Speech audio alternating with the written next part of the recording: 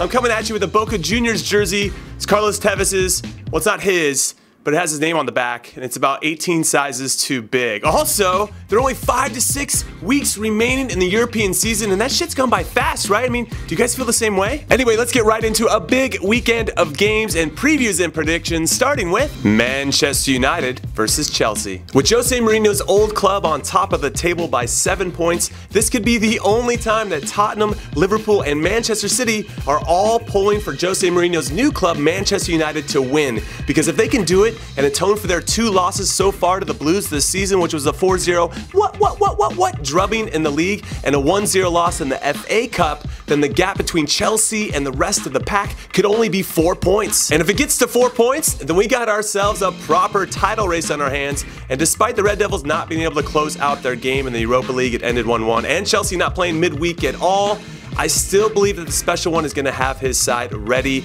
to go. So United's going to take this 2-1. And up next, it's Inter Milan versus AC Milan, which means it's time to bring in Italian correspondent Adrian from Rabona TV to break down the Milan derby. Adrian? The Derby della Madonnina has been split in the last 5 encounters. But Inter hasn't beat Milan since 2015, and their form isn't great coming into this one with no victories in a month and conceding at least twice in their last 3. Speaking of threes, Milan has only conceded 3 in their last 4. And speaking of 4, Inter has spent 106 million euros on 4 attackers that have combined for 9 goals total.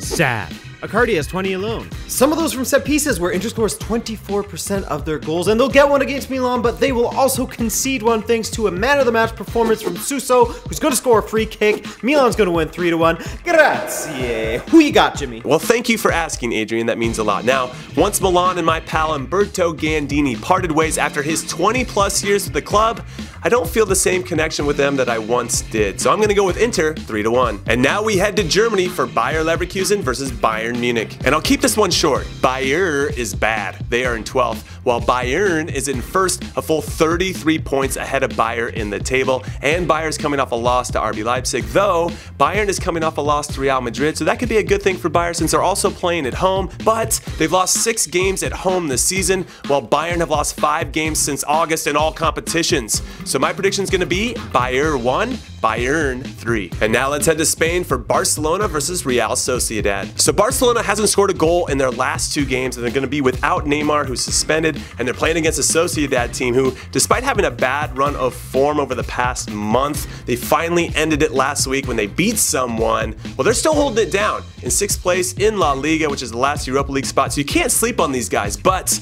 I just can't see Barcelona not scoring in 3 straight games. It just won't happen. No, it won't. It's impossible.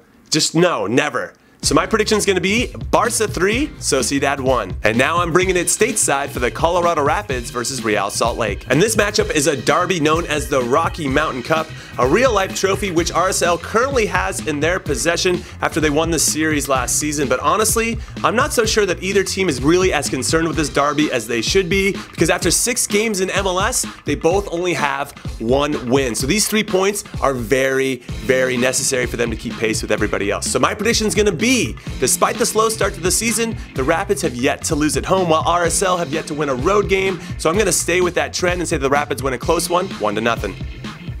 1-0. I always say 1-0. 1.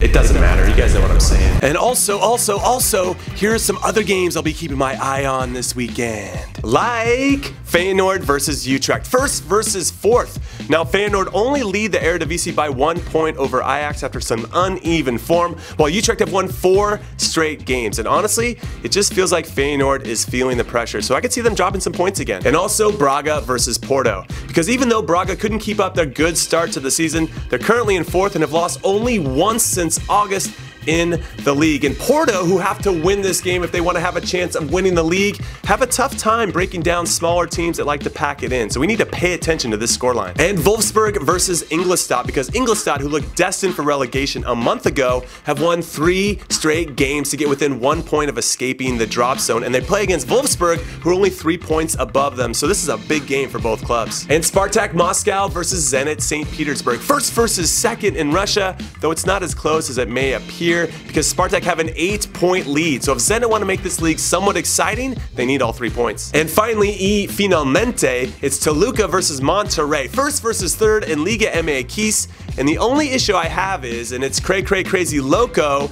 Toluca plays this game on Sunday, 2 days after they play against Cruz Azul. 2 days! How is that fair? No mommies. All right, that's it. That is all I got. Have a good weekend. Later.